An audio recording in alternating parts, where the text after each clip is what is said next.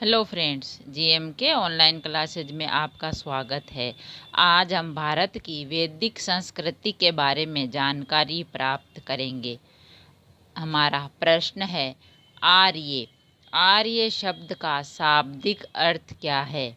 आर्य शब्द का शाब्दिक अर्थ क्या है? आर्य शब्द का शाब्दिक अर्थ श्रेष्ठ या कुलीन है। आर्य शब्द का शाब्दिक अर्थ श्रेष्ठ या कुलीन है। उत्तर वैदिक काल के वेद विरोधी और ब्राह्मण विरोधी धार्मिक अध्यापकों को किस नाम से जाना जाता था? उत्तर वैदिक काल के वेद विरोधी और ब्राह्मण विरोधी धार्मिक अध्यापकों को किस नाम से जाना जाता था? उत्तर वैदिक काल के वेद विरोधी और ब्राह्मण विरोधी धार्मिक अध्यापकों को श्रमण के नाम से जाना जाता था। श्रमण के नाम से जाना जाता था। वैदिक गणित का महत्वपूर्ण अंग है। वैदिक गणित का महत्वपूर्ण अंग है। वैदिक गणित का महत्वपूर्ण अंग शूल्व सूत्र है। शूल्व सूत्र है। किस वेद में प्राचीन वैदिक युग की संस्कृति के बारे में सूचना दी गई है? किस वेद में प्राचीन वैदिक युग की संस्कृति के बारे में सूचना दी गई है? ऋग्वेद में। ऋग्वेद में प्राचीन वैदिक युग की संस्कृति के बारे में सूचना दी गई है। वेदों की संख्या कितनी है? वेदों की संख्या कितनी है? वेदों की संख्या 4 है। वेदों की संख्या 4 है। भारत के राज चिन्ह में प्रयुक्त होने वाले शब्द सत्यमेव जयते किस उपनिषद से लिए गए हैं? भारत के राज चिन्ह में प्रयुक्त होने वाले शब्द सत्यमेव जयते किस उपनिषद से लिए गए हैं? भारत के राज चिन्ह में प्रयुक्त होने वाले शब्द सत्यमेव जयते मुंडक उपनिषद से लिए गए हैं। मुंडक उपनिषद से लिए गए हैं। ऋग्वैदिक आर्यों का मुख्य व्यवसाय क्या था? ऋग्वैदिक आर्यों का मुख्य व्यवसाय क्या था? ऋग्वैदिक आर्यों का मुख्य व्यवसाय पशुपालन था। ऋग्वैदिक आर्यों का मुख्य व्यवसाय पशुपालन था। भारतीय संगीत का आदि ग्रंथ कहा जाता है। भारतीय संगीत का आदि ग्रंथ कहा जाता है। भारतीय संगीत का आदि ग्रंथ सामवेद को कहा जाता है। भारतीय संगीत का आदि ग्रंथ सामवेद को कहा जाता है। प्रथम विधि निर्माता कौन है? प्रथम विधि निर्माता कौन है? प्रथम विधि निर्माता मनु है। प्रथम विधि निर्माता मनु है। कृष्ण भक्ति का प्रथम और प्रधान ग्रंथ है। कृष्ण भक्ति का प्रथम और प्रधान ग्रंथ है। कृष्ण भक्ति का प्रथम और प्रधान ग्रंथ श्रीमद् भागवत गीता है। श्रीमद् भागवत गीता है। ऋग्वेद में संपत्ति का प्रमुख रूप क्या है? ऋग्वेद में संपत्ति का प्रमुख रूप क्या है? ऋग्वेद में संपत्ति का प्रमुख रूप गोधन है। ऋग्वेद में संपत्ति का प्रमुख रूप गोधन है। ऋग्वेद के किस मंडल में शूद्र का उल्लेख पहली बार मिलता है? ऋग्वेद के किस मंडल में शूद्र का उल्लेख पहली बार मिलता है? ऋग्वेद के 10वें मंडल में। ऋग्वेद के 10वें मंडल में शूद्र का उल्लेख पहली बार मिलता है। पुराणों की संख्या कितनी है? पुराणों की संख्या कितनी है? पुराणों की संख्या 18 है। पुराणों की संख्या 18 है। किस देवता के लिए ऋग्वेद में पुरंदर शब्द का प्रयोग हुआ है? किस देवता के लिए ऋग्वेद में पुरंदर शब्द का प्रयोग हुआ है? इंद्र देवता के लिए ऋग्वेद में पुरंदर शब्द का प्रयोग हुआ है। इंद्र देवता के लिए ऋग्वेद में पुरंदर शब्द का प्रयोग हुआ है। शूल व सूत्र किस विषय से संबंधित पुस्तक है? शूल व सूत्र किस विषय से संबंधित पुस्तक है? शूल व सूत्र ज्यामिति विषय से संबंधित पुस्तक है। शूल व सूत्र ज्यामिति विषय से संबंधित पुस्तक है। अस्तो माँ सद्गमये, तमसो माँ ज्योतिर्गमये, मृत्योर्मा अमृतगमये कहाँ से लिया गया है? अस्तो माँ सद्गमये, तमसो माँ ज्योतिर्गमये, मृत्योर्मा अमृतगमये कहाँ से लिया गया है? अस्तो माँ सद्गमये, तमसो माँ ज्योतिर्गमये, मृत्योर्मा अमृतगमये यह उपनिषद से लिया गया है। यह उपनिषद से लिया गया है। आर्य भारत में बाहर से आए और सर्वप्रथम बसे थे। आर्य भारत में बाहर से आए और सर्वप्रथम बसे थे। आर्य भारत में बाहर से आए और सर्वप्रथम पंजाब में बसे थे। सर्वप्रथम पंजाब में बसे थे। वैशेषिक दर्शन के प्रतिपादक हैं। वैशेषिक दर्शन के प्रतिपादक हैं। वैशेषिक दर्शन के प्रतिपादक उलूक कणद है। उलूक कणद है। मीमांसा या पूर्व मीमांसा दर्शन के प्रतिपादक है। मीमांसा या पूर्व मीमांसा दर्शन के प्रतिपादक है। मीमांसा या पूर्व मीमांसा दर्शन के प्रतिपादक जैमिनी है। जैमिनी है।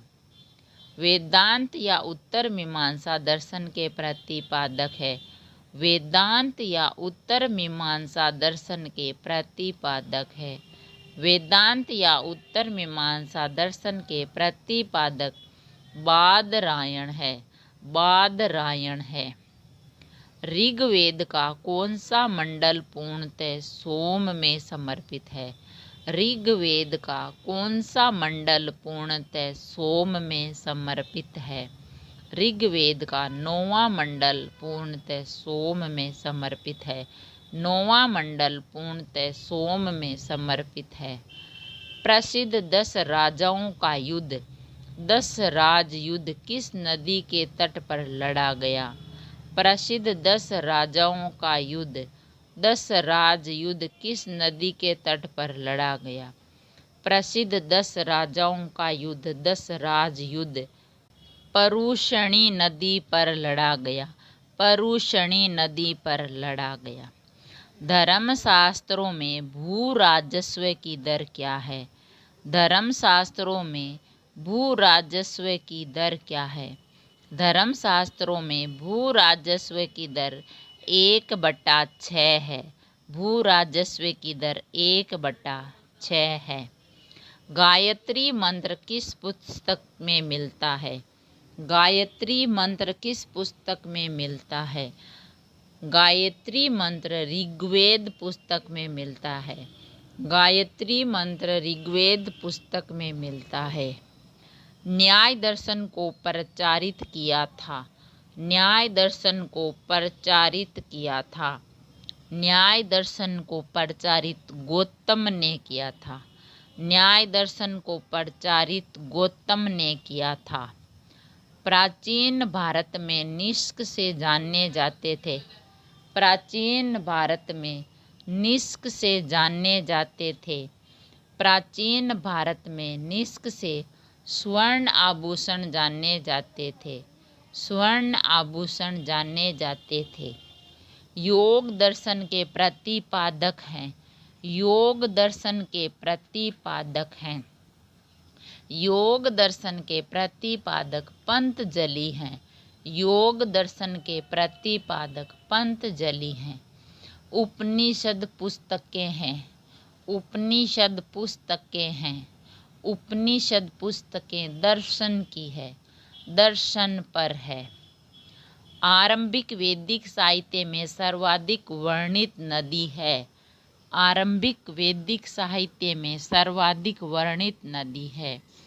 आरंभिक वैदिक साहित्य में सर्वाधिक वर्णित नदी सिंधु है। सर्वाधिक वर्णित नदी सिंधु है। उपनिषद काल के राजा अश्वपति शासक थे। उपनिषद काल के राजा अश्वपति शासक थे। उपनिषद काल के राजा अश्वपति केकय के शासक थे। केकय के शासक थे। अध्यात्म ज्ञान के विषय में नचिकेता और यम का संवाद किस उपनिषद में प्राप्त होता है? अध्यात्म ज्ञान के विषय में नचिकेता और यम का संवाद किस उपनिषद में प्राप्त होता है? अध्यात्म ज्ञान के विषय में नचिकेता और यम का संवाद कठोपनिषद में प्राप्त होता है। कठोपनिषद में प्राप्त होता है। कपिल मुनि द्वारा प्रतिपादित दार्शनिक प्रणाली है। कपिल मुनि द्वारा प्रतिपादित दार्शनिक प्रणाली है। कपिल मुनि द्वारा प्रतिपादित दार्शनिक प्रणाली सांख्य दर्शन है। कपिल मुनि द्वारा प्रतिपादित दार्शनिक प्रणाली सांख्य दर्शन है। भारत के किस स्थल की खुदाई में लोहे धातु के प्रचलन के प्राचीनतम प्रमाण मिले हैं? भारत के किस स्थल की खुदाई से लोहे धातु के प्रचलन के प्राचीनतम प्रमाण मिले हैं? भारत के अंतरजी खेड़ा। भारत के अंतरजी खेड़ा स्थल की खुदाई से लोहे धातु के प्रचलन के प्राचीनतम प्रमाण मिले हैं। कर्म का सिद्धांत संबंधित है। कर्म का सिद्धांत संबंधित है। कर्म का सिद्धांत मीमांसा से संबंधित है। कर्म का सिद्धांत मीमांसा से संबंधित है। चर्क संहिता नामक पुस्तक किस विषय से संबंधित है? चर्क संहिता नामक पुस्तक किस विषय से संबंधित है? चर्क संहिता नामक पुस्तक चिकित्सा से संबंधित है। चर्क संहिता नामक पुस्तक चिकित्सा से संबंधित है। यज्ञ संबंधी विधि विधानों का पता चलता है। यज्ञ संबंधी विधि विधानों का पता चलता है। यज्ञ संबंधी विधि विधानों का पता यजुर्वेद से चलता है। यजुर्वेद से चलता है। वैदिक युग में प्रचलित लोकप्रिय शासन प्रणाली थी। वैदिक युग में प्रचलित लोकप्रिय शासन प्रणाली थी। वैदिक युग में प्रचलित लोकप्रिय शासन प्रणाली गणतंत्र थी। लोकप्रिय शासन प्रणाली गणतंत्र थी। सबसे प्राचीन वेद कौन सा है?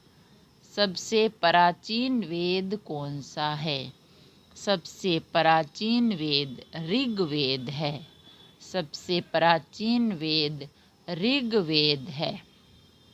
सांख्य, योग, न्याय, वैशेषिक, मीमांसा एवं वेदांत इन 6 भिन्न भारतीय दर्शनों की स्पष्ट रूप से अभिव्यक्ति हुई है। सांख्य, योग, न्याय, वैशेषिक, मीमांसा एवं वेदांत इन 6 भिन्न भारतीय दर्शनों की स्पष्ट रूप से अभिव्यक्ति हुई है। सांख्य, योग, न्याय, वैशेषिक, मीमांसा एवं वेदांत इन 6 भिन्न भारतीय दर्शनों की स्पष्ट रूप से अभिव्यक्ति वैदिक युग में हुई है। वैदिक युग में हुई है। आर्य शब्द इंगित करता है। आर्य शब्द इंगित करता है। आर्य शब्द श्रेष्ठ वंश को इंगित करता है। आर्य शब्द श्रेष्ठ वंश को इंगित करता है। ऋग्वेद में कुल कितने मंडल है? ऋग्वेद में कुल कितने मंडल है? ऋग्वेद में कुल 10 मंडल है। ऋग्वेद में कुल 10 मंडल है। आर्य भारत में संभवतः आए थे। आर्य भारत में संभवतः आए थे।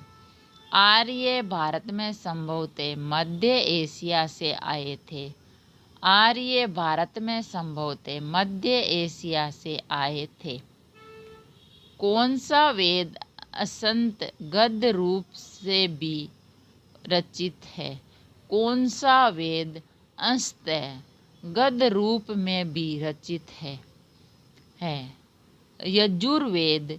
यजुर्वेद अंशतः गद्य रूप में भी रचित है।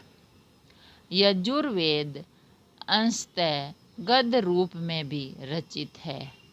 सभा और समिति प्रजापति की 2 पुत्रियां थी का उल्लेख किस वेद में मिलता है? सभा और समिति प्रजापति की 2 पुत्रियां थी का उल्लेख किस वेद में मिलता है? सभा और समिति प्रजापति की 2 पुत्रियां थी का उल्लेख अथर्ववेद में मिलता है। अथर्ववेद में मिलता है। ऋग्वैदिक युग की प्राचीनतम संस्था कौन सी थी? ऋग्वैदिक युग की प्राचीनतम संस्था कौन सी थी? ऋग्वैदिक युग की प्राचीनतम संस्था विदत थी। विदत थी। ब्राह्मण ग्रंथों में सर्वाधिक प्राचीन कौन है? ब्राह्मण ग्रंथों में सर्वाधिक प्राचीन कौन है? ब्राह्मण ग्रंथों में सर्वाधिक प्राचीन शतपथ ब्राह्मण है। ब्राह्मण ग्रंथों में सर्वाधिक प्राचीन शतपथ ब्राह्मण है। गोत्र व्यवस्था प्रचलन में कब आई? गोत्र व्यवस्था प्रचलन में कब आई? गोत्र व्यवस्था प्रचलन में उत्तर वैदिक काल में आई। उत्तर वैदिक काल में आई। वैदिक युग में यव कहा जाता था। वैदिक युग में यव कहा जाता था। वैदिक युग में यव जो को कहा जाता था। वैदिक युग में यव जो को कहा जाता था। अथर्व का अर्थ है। अथर्व का अर्थ है। अथर्व का अर्थ पवित्र जादू है। अथर्व का अर्थ पवित्र जादू है। प्राचीनतम व्याकरण अष्टाध्यायी के रचनाकार हैं। प्राचीनतम व्याकरण अष्टाध्यायी के रचनाकार हैं। प्राचीनतम व्याकरण अष्टाध्यायी के रचनाकार पाणिनि है। प्राचीनतम व्याकरण अष्टाध्यायी के रचनाकार पाणिनि है। हमारे वीडियो को लाइक, शेयर और सब्सक्राइब कीजिए। Thank you. धन्यवाद।